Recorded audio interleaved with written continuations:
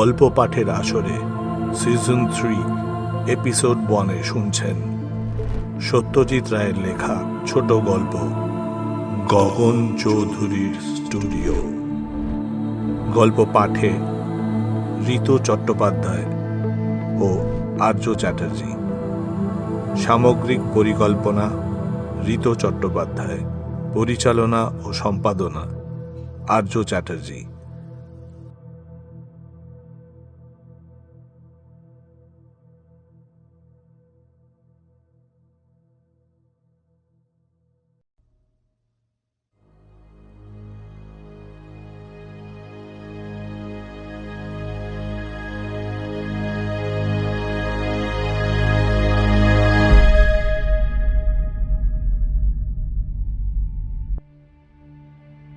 একটা ফ্ল্যাট দিনের বেলা দেখে পছন্দ হলেও সেখানে গিয়ে থাকা না অবধি তার সুবিধে অসুবিধেগুলো ঠিক বোঝা যায় না।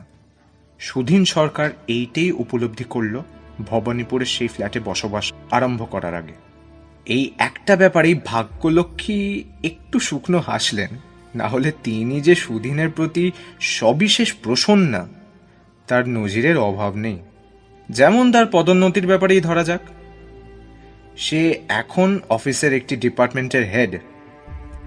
ঠিক এত তাড়াতাড়ি মাথায় পৌঁছানোর কথা নয়, হাজার হোক তার বয়সটা তো বেশি নয়। এই আষাঢ়ে 31-এ পড়েছে সে। ডিপার্টমেন্টের কাঁধ অবধি এমনিতেই উঠছিল সুধীন।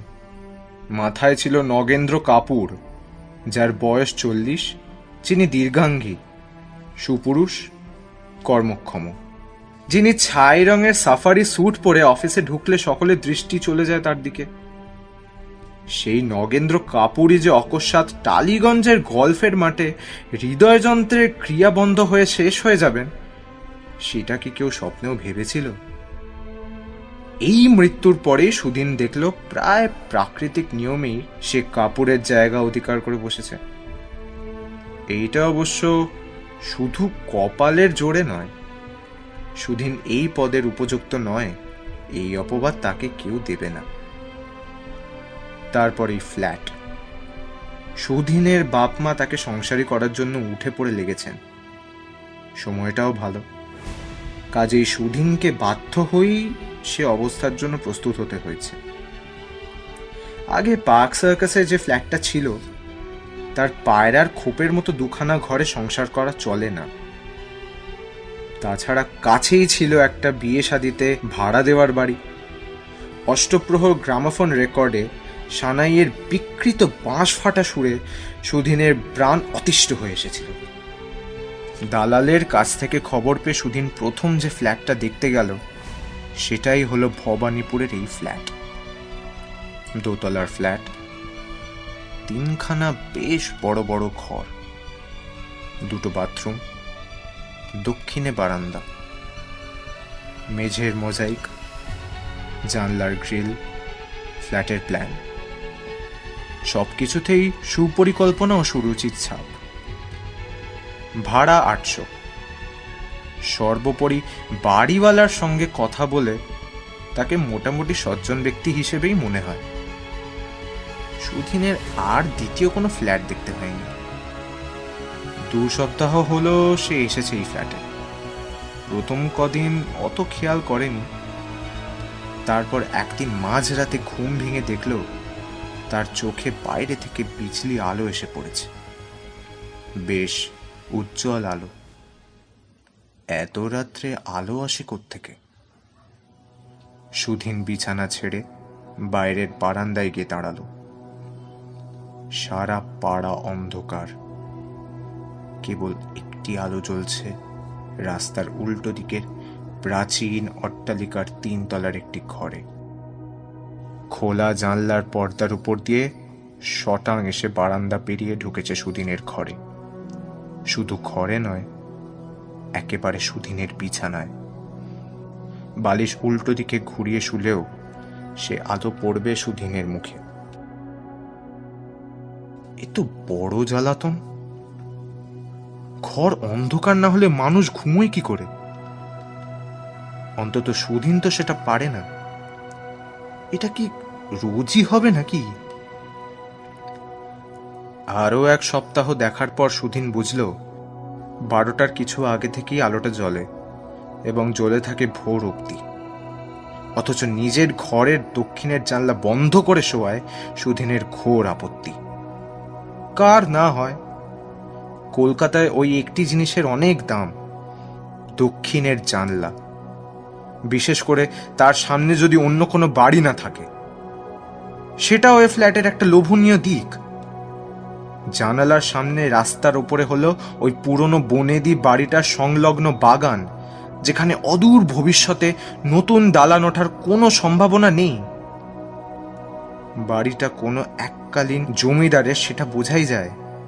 সংস্কার হয়নি বহুদিন, লোকজনও বিশেষ থাকে বলে মনে হয় না। এক ওই 3 তলার ঘর ছাড়া। কোনো অজ্ঞাত কারণে ওই ঘরের বাসিন্দা সারা রাত বাতি জ্বালিয়ে রাখেন। একতলার ফ্ল্যাটে ফ্যামিলি নিয়ে থাকেন সোমেশ্বর নাগ। সুধীনের মাস 4 আগে ইনি এসেছেন এই ফ্ল্যাটে। বছর 55 বয়স, বেঙ্গল ক্লাবের মেম্বার। সন্ধেটা তিনি ক্লাবেই কাটান। এক শনিবার বিকেলে বাড়ির গেটে তার সঙ্গে দেখা হওয়ায় সুধীন তার সঙ্গে কিঞ্চিত বাক্যালাপের লোভ সামলাতে পারল না। আচ্ছা, আমাদের উল্টো দিকের বাড়িটা কাদের বলুন তো? চৌধুরী? কেন, কি ব্যাপার? না মানে, বাড়িতে তো বিশেষ কেউ থাকে টাকে বলে মনে হয় না, অথচ 3 তলার একটা ঘরে সারা রাত বাতি জ্বলে। সেটা আপনি লক্ষ্য করেছেন? না, তা তো করিনি। আপনাদের ঘরে আসে না আলোটা? আরে সেটা তো সম্ভবই নয়। ওদের ছাতের পাঁচিলটা সামনে পড়ে যায় তো, আমরা তো ঘরটাই দেখতে পাই না। খুব বেঁচে গেছেন। আমার তো রাত্রে ঘুমই হয় না ওই আলোর জন্য। Very strange.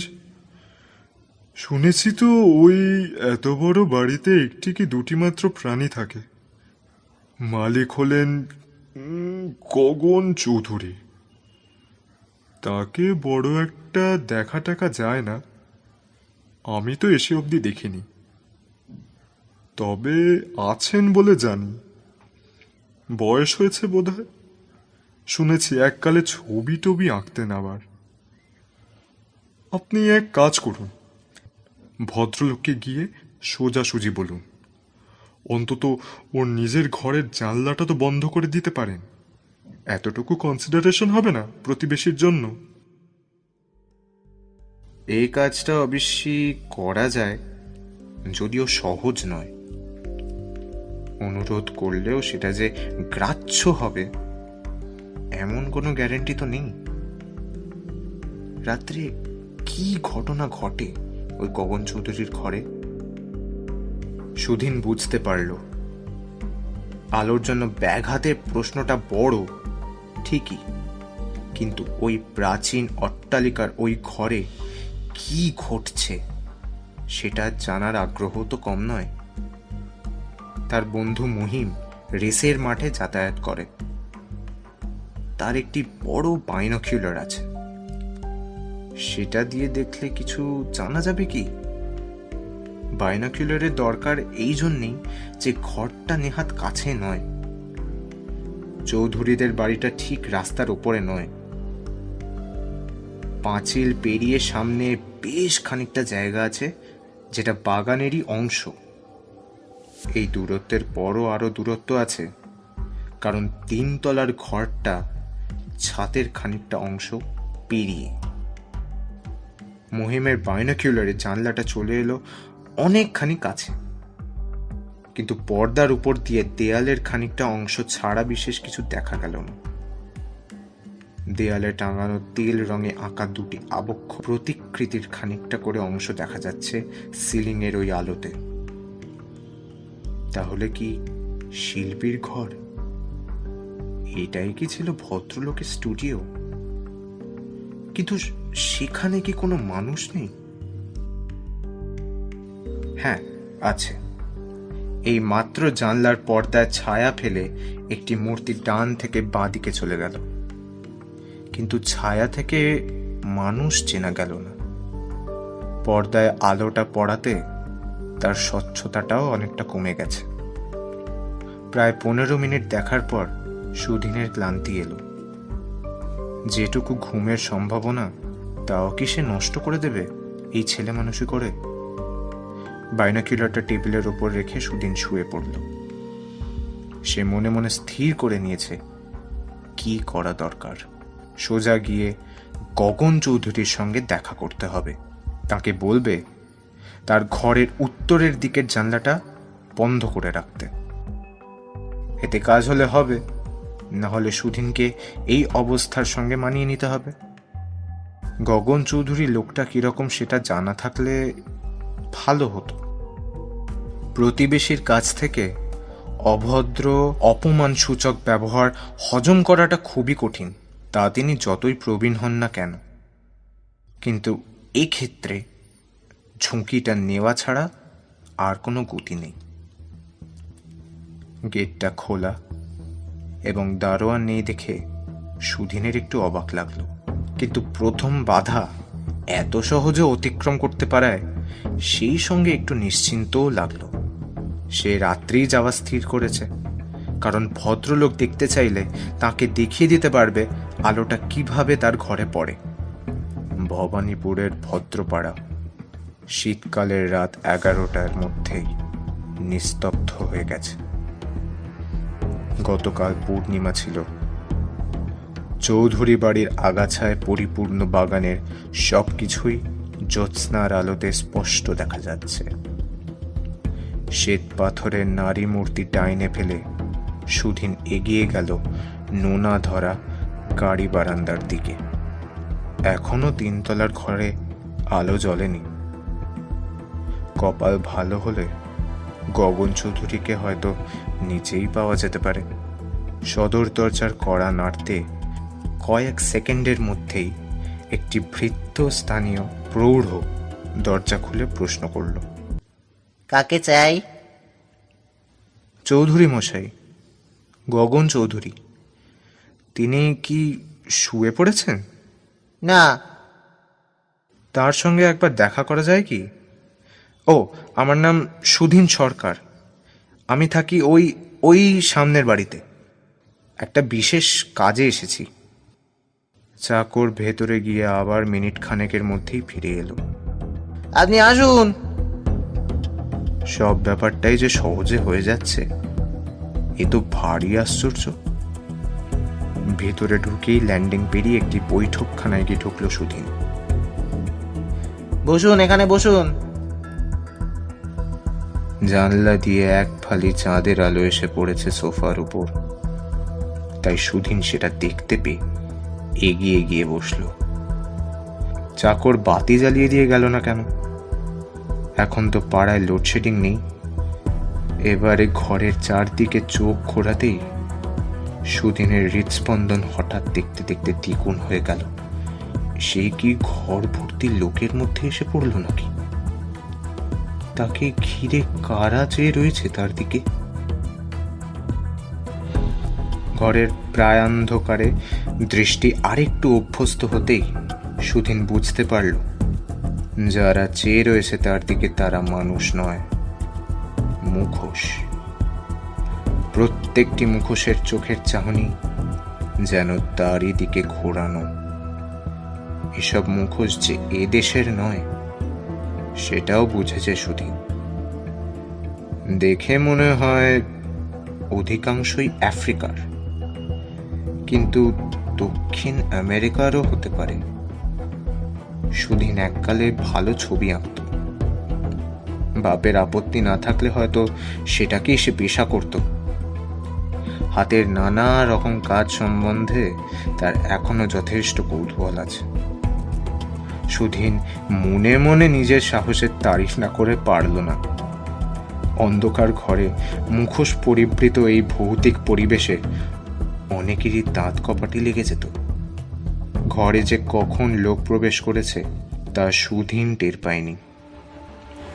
গম্ভীর কণ্ঠস্বরে প্রশ্ন শুনে চমকে পাশ ফিরিয়ে সোফায় বসা মানুষটাকে দেখতে পেল।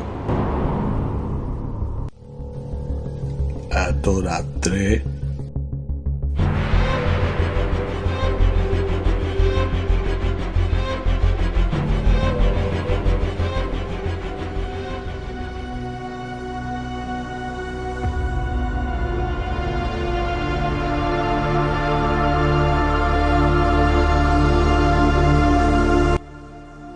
গল্প পাঠের সিজন 3 এপিসোড 1-এ শুনলেন সত্যজিৎ রায়ের লেখা গল্প গগন চৌধুরীর স্টুডিওর প্রথমাংশ। গল্পটি শেষ হবে পরের এপিসোডে। গল্প পাঠে ঋত চট্টোপাধ্যায় ও আর্য চ্যাটার্জি। সামগ্রিক ভাবনা ও পরিকল্পনা ঋত চট্টোপাধ্যায়। সম্পাদনা ও নির্দেশনা আর্য চ্যাটার্জি।